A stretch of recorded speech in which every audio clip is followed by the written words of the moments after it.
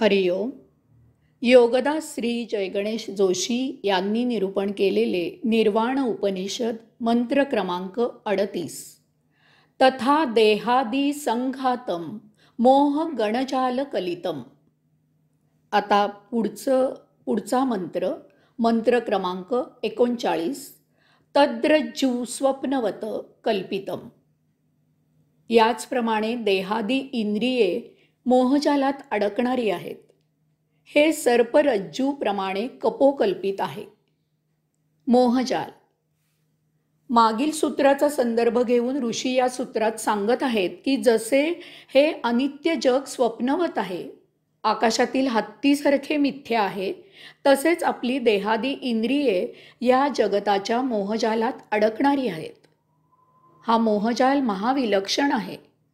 गरज म्हणून, कर्तव्य कर्म म्हणून काही करायला जावे आणि त्या पलीकडे आपण त्याच्या व्यसनी लागावे, अशी अवस्था आहे. आमचे गुरुजी पान तंबाखू खायचे, सिगरेट ओढायचे, दारू प्यायचे. कोणी विचारले की सांगायचे की मुलांनी काय काय करू नये, त्याचे वाईट परिणाम कसे होतात हे सर्व त्यांना समजावे म्हणून मी हे प्रात्यक्षिक त्यांच्यासाठी करतो. मुलगा जुगार खेळायला गेला असावा अशा शंकेने त्याच्या आईने त्याच्या वडिलांना जुगाराच्या अड्ड्यावर पाठवावे आणि ते वडीलच दुसऱ्या टेबलावर जुगार खेळायला बसावेत, अशी महाभयावह अवस्था आहे. अन्न, वस्त्र, निवारा या आपल्या मूलभूत गरजा आहेत. त्या भागवून आपण जीवित राहायचे आहे, परंतु यातील मूलभूत या शब्दाचा अर्थ नष्ट झाला आहे. या मूलभूत गरजा भागवून आपल्या जीवनाचा मुख्य उद्देश निराळाच असायला पाहिजे. परंतु आपले जीवन अन्न, वस्त्र, निवारा मिळवणे यातच सीमित झाले आहे. ते जीवन झाले आहे. अन्नाने देहाचे भरण पोषण करून तो वाढवणे, निरोगी ठेवणे, सुदृढ ठेवणे इत्यादी अन्न खाण्यामागे उद्देश आहे. परंतु आपण नाना तऱ्हेचे पदार्थ चवीने अजीर्ण होईपर्यंत खात असतो. अन्न म्हणजे उदरभरण नोहे जाणीजे हे यज्ञकर्म, याचा विसर झालेला आहे.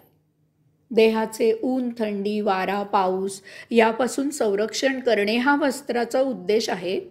परंतु आपण नाना तऱ्हेचे, नाना रंगसंगतीचे, विविध तरांचे कपडे घालून आपण इतरांपेक्षा निराळे आणि छान कसे दिसू याच्याच काळजीत असतो. भर थंडीत तोकडे कपडे घालून मिरवत असतो. एक नूर आदमी 10 नूर कपडा ही म्हण सार्थ लागू आहे. निवारा याचा अर्थ ऊन, थंडी, वारा, पाऊस, चोर, चिलट यापासून संरक्षण करणे हा आहे. परंतु आपण घर सजवण्यातच धन्य मानतो. अनावश्यक मोठी घरे घेतो, तसेच अनेक घरे घेतो. हा सर्व भौतिक वस्तू जगताच्या भोगापवर्गतेचा महावाईट दुष्परिणाम आहे. यालाच येथे ऋषींनी मोहजाल असे म्हटले आहे. सर्परज्जू. सर्परज्जू हा पुराण काळात दिला जात असलेला एक लाडका दृष्टांत आहे. विशेष करून ज्या प्रदेशात सापाचे भय असते अशा ठिकाणी वावरताना आपल्या मनात सापाची सतत भीती असते. त्यामुळे अचानक कोठून तरी साप येईल की काय असे मनात सारखे वाटत असते.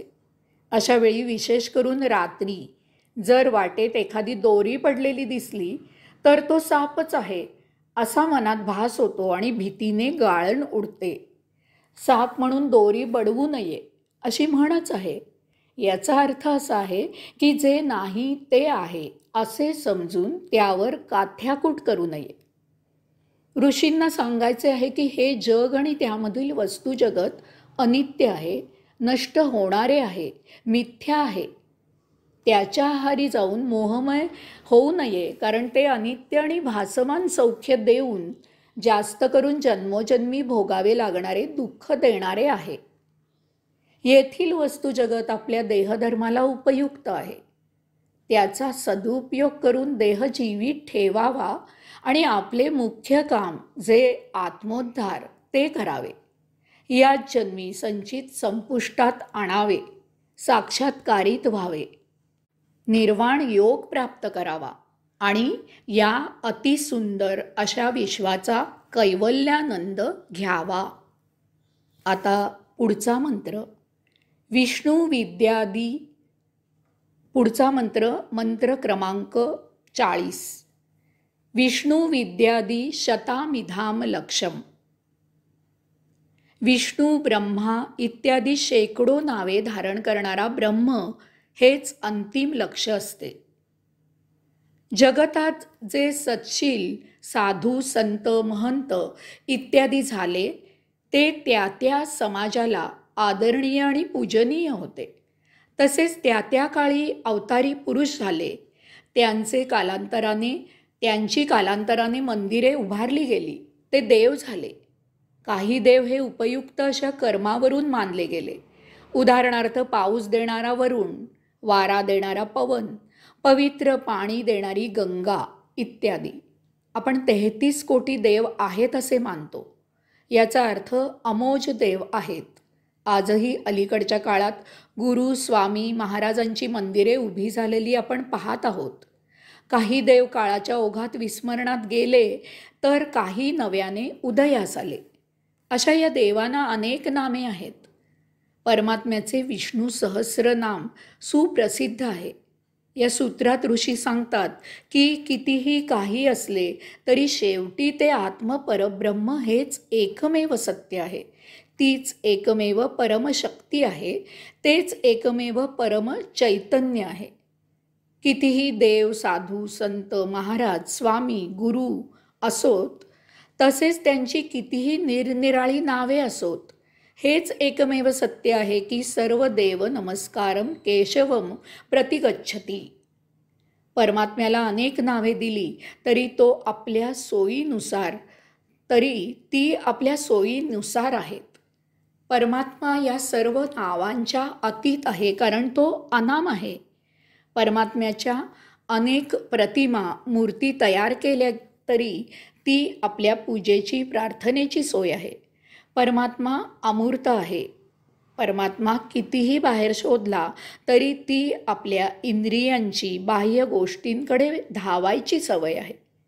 परमात्मा आपल्या प्रत्येकाच्या अंतःकरणात आहे. आपले उपास्य लक्ष एकच आहे. आपला शेवटचा मुक्काम एकमेव आहे. आपला अंतिम उद्देश एकमेवाद्वितीय आहे आणि तो म्हणजे ते परम आत्म ब्रह्म प्राप्त करणे. आपण आत्मस्वरूप होणे, आपण साक्षात्कारित होणे, या संचित भोगापवर्गतेतून मुक्त होणे आणि विश्वातील घटनांना साक्षी राहून सृष्टीलीला अनुभवत जीवनाचा कैवल्य आनंद घेणे. याचा अर्थ असा आहे की आपले गुरु, आपले आदरणीय, आपली उपास्य देवदेवता इत्यादी सर्व परमात्म्याप्रत नेणारी प्रेरणा आहेत. ते स्वतः परमात्मा नव्हेत. ते आपले अंतिम उद्दिष्ट नाही. परमात्म्याकडे जाण्यासाठी त्यांचा पायरी म्हणून उपयोग करायचा आहे. त्यांच्या मार्गदर्शनाने आपण परमात्म्याकडे प्रस्थान ठेवायचे आहे. एक दिवस यांचाही त्याग करायचा आहे आणि मुक्तीकडे मार्गस्थ व्हायचे आहे. आपण शाळेत शिकतो, तेथील गुरुजन आपल्याला आदरणीयच असतात, परंतु आपण त्यांच्यापासून दूर होतो आणि पुढील शिक्षणासाठी निघून जातो. उच्च शिक्षण झाल्यावर आपण तेथेही रेंगाळत नाही. तेथून निघून आपण आपल्या जीवनाच्या उद्दिष्टासाठी पुढील वाटचाल करतो. पुढील जीवनात आपण आपल्या या शिक्षकांचा आदर करतो, मानसन्मान करतो. याचप्रमाणे आपले स्वामी महाराज देवदेवता यांचा आपल्याला प्रेरणादायी मार्गदर्शक म्हणून उपयोग असतो. तेथे रुतून राहायचे नाही, तेथे गुंतायचे नाही, तेथे रेंगाळायचे नाही. त्यांचा यथोचित मान राखायचा. आपला जीवनोद्देश परमात्मा प्राप्ती हाच आहे, हे सतत लक्षात ठेवायचे. त्यांच्यापासून योग्य वेळी दूर होऊन आत्मोद्धार साध्य करायचा. हरिओम.